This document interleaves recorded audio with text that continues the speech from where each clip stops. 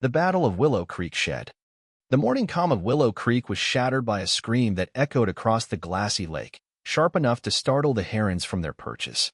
I stepped onto my porch, coffee mug in hand, and saw her Maureen, the self-appointed queen of the Willow Creek Homeowners Association, pressed against the barred window of my fishing shed, her eyes wide with panic. She was flailing inside, swatting at a cloud of mosquitoes that had turned her pristine khaki ensemble into a battlefield. This wasn't just any neighbor. This was the woman who'd spent weeks trying to erase my shed from existence, claiming it ruined the aesthetic harmony of our lakeside community. Now, trapped by her trespassing, she was at the mercy of nature's tiniest enforcers. I hadn't locked her in there. She'd cut my lock, stormed inside, and in a twist of poetic justice, the rusty door had swung shut behind her. As I sipped my coffee, I couldn't help but think, sometimes, karma arrives with wings and a sting.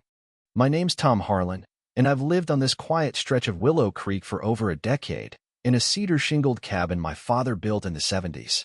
The fishing shed, a weathered relic by the water's edge, holds more than just tackle. An old reel sits, a time capsule of my childhood, filled with the scent of pine, motor oil, and memories of casting lines with Dad. It's on private land, outside the HOA's jurisdiction, a fact that's always irked the rule-obsessed types in the neighborhood. For years, I lived in peace, free from the HOA's nitpicky newsletters and fines for unapproved mailboxes. That is until Maureen Baxter moved in. Maureen arrived like a storm front, all sharp perfume and sharper ambition. She hadn't even hung her curtains before strong-arming her way onto the HOA board, demanding the role of compliance officer. By week 2, she was patrolling the lakeside with a tablet, snapping photos of violations: too tall grass, untrimmed hedges, even a kid's lemonade stand she deemed an unauthorized commercial venture. Neighbors called her tablet tyrant behind her back, but to her face, they smiled and nodded, fearing her power to slap fines or drag them to court. It wasn't long before her gaze landed on my shed. I was repairing a dock plank one morning when I caught her standing by the shed, tablet raised, muttering about visual blight. I walked over, calm as could be, and explained that the shed was grandfathered in, built long before the HOA existed, and on land they had no claim over. She lowered her sunglasses, gave me a look like I'd spat in her coffee, and said, "It's an eyesore, Mr. Harlan. It disrupts the lakefront's elegance." I pointed out that the shed was only visible from my property and that I liked its weathered charm just fine. She huffed, spun on her heel, and marched off, but the glint in her eye told me this was just the beginning. Over the next week, Maureen escalated her campaign.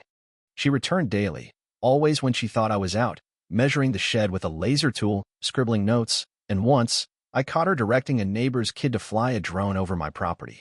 I shouted that I'd report it to the FAA, and the drone vanished quicker than a spooked fish. Then came the first act of vandalism. I found my shed's padlock in the grass, sliced clean through with bolt cutters. That was the last straw. I installed a heavy-duty lock and a motion-activated camera that pinged my phone with alerts.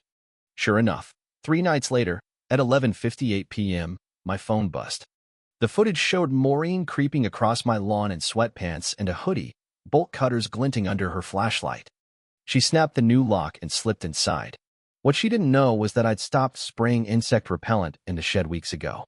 The humid lake air had turned it into a mosquito haven, a buzzing greenhouse of misery. I pulled on my boots and strolled over, in no rush. By the time I arrived, Maureen's screams were piercing the night, starting as frantic yelps and rising to full-blown shrieks. Peering through the shed's vent, I saw her swinging an old fishing rod like a sword, battling a swarm that had turned her khakis into a polka-dot mess. She lunged for the door, but the rusted hinge had jammed. She pounded and kicked, too panicked to notice the latch could be slid open from the top. I stood there, arms crossed, until her face appeared at the barred window, eyes wild. "This is trespassing," I called out, loud enough to cut through the buzzing. She screamed about lawsuits and inhumane entrapment, swatting at her neck. I shrugged. "You broke in. The camera caught it all. Sign a statement admitting you cut the lock and trespassed, and promise to stay off my land. Then I'll open the door." She sputtered and tried to argue, but another wave of mosquitoes hit, and she caved. I slid a pre-written, notarized document through the bars, laminated to keep her sweat from smudging it. She signed with a shaky hand, and only then did I free her. She stumbled out, hair matted, skin welted, and staggered home, slapping herself with every step. The shed smelled of panic and bad choices, and she'd left behind a single khaki slipper, a broken flashlight, and a water bottle I didn't touch. By dawn, I knew Maureen wouldn't let this slide. My phone pinged at 6:30 a.m. with a text from my neighbor, Carl, linking a post from the Willow Creek HOA's online forum. Maureen had unleashed a 500-word rant, claiming she'd been assaulted by a hostile property owner and locked in a biohazard shed. She threatened legal action for emotional distress and insect warfare. The comments were a war zone. Half the neighbors cheered her like she'd survived a bear attack, while the other half posted laughing emojis and mosquito memes. I didn't need to reply. The community was tearing itself apart for me. Around 9 a.m., I saw Maureen across the lake, pacing her yard in a long-sleeved shirt and oversized sunglasses, probably hiding her welts. She kept glancing at my shed like it might charge her. I decided to make things official. I printed the camera footage, Maureen's signed confession, and my property deed, then drove to the sheriff's office. The deputy, a guy named Mike who'd grown up fishing these waters, smirked when I mentioned Maureen's name. "She's been a headache since she moved in," he said, logging my evidence. "Bird feeders, wind chimes, you name it, filed complaints." He advised me to keep documenting and stay calm. I nodded, but I knew Maureen was plotting her next move. 2 days later, I woke to find yellow caution tape draped across my shed, with a flimsy sign staked in the ground. Property condemned by Willow Creek HOA. It was a DIY job, the lamination curling at the edges. I laughed so hard I nearly spilled my coffee, then tore it down, filming every second. That afternoon, a nervous guy named Roger from the HOA knocked on my door, sweating through his cheap suit. He explained that Maureen had filed a formal complaint, calling my shed a community hazard. I invited him to check the boundary markers from 1974 and the laminated deed hanging inside the shed. He barely glanced at them, mumbled an apology, and admitted Maureen had gone overboard. He handed me her complaint and suggested I attend the next HOA meeting to clear things up. I said I'd think about it, depending on how many mosquitoes were still in the shed. He didn't laugh. That night, my camera pinged again. Maureen was back, this time spraying industrial bug foggers around the shed like she was exorcising demons. She tripped over rocks in the dark, cursing, and recorded a video of herself narrating her heroic efforts to sanitize a public health threat. I saved the clip. The next morning, I set up a lawn chair by the shed, planted a cooler of sodas, and nailed a sign above the door. Mosquito Sanctuary, sponsored by Maureen's HOA Crusade. By noon, neighbors were stopping by, laughing, taking selfies, and spraying bug repellent as a gag.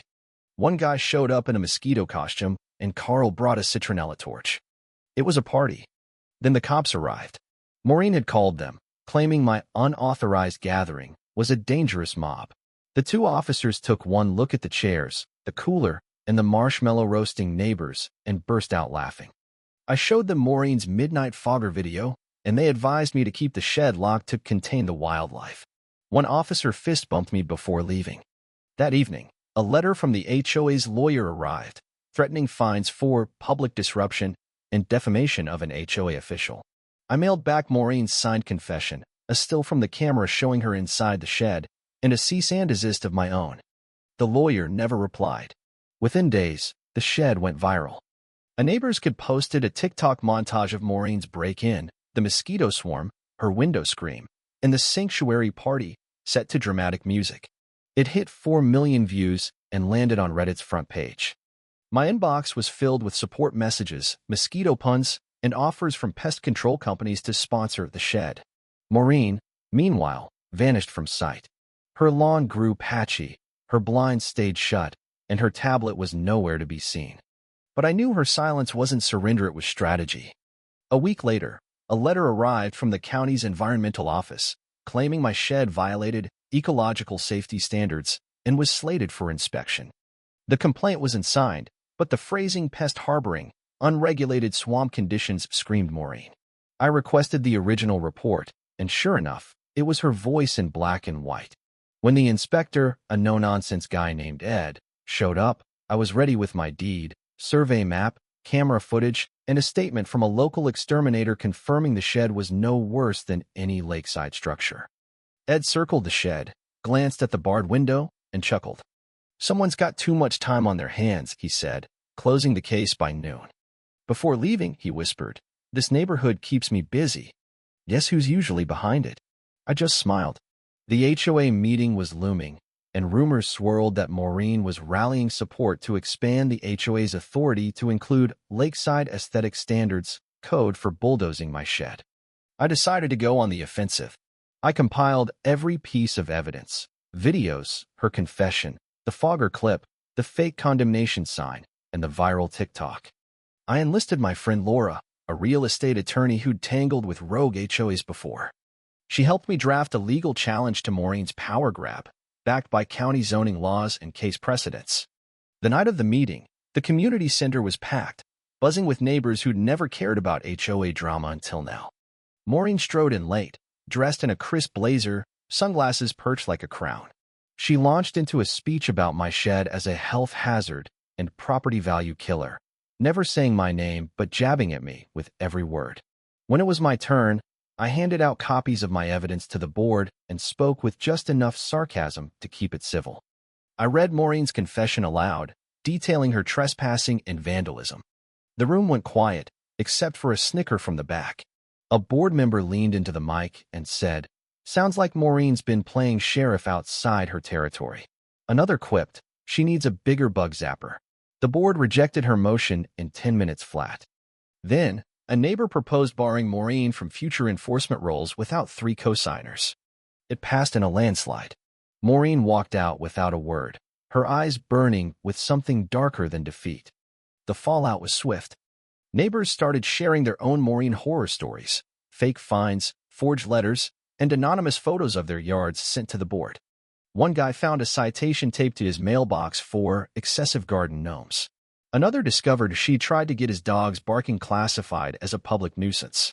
With evidence piling up, residents began drafting complaints to oust her from the board entirely. Then a local TV station emailed me. The viral video had caught their eye, and they wanted to feature the shed saga on air. I gave them a tour of the shed, showed them the new lock, and pointed out the sanctuary sign. The reporter asked what I wanted from all this.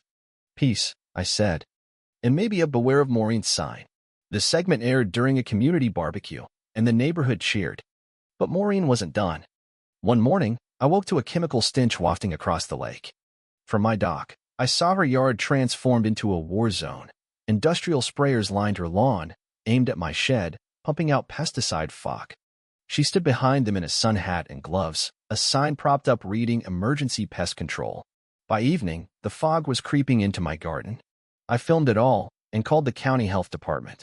The inspector arrived, sniffed the air, and shut down the operation for lacking permits and threatening the lake's protected shoreline. Maureen screamed that I was endangering the community, but I just walked back to my cabin. Words were useless with someone this unhinged. That night, I met with 3 neighbors who'd also been targeted.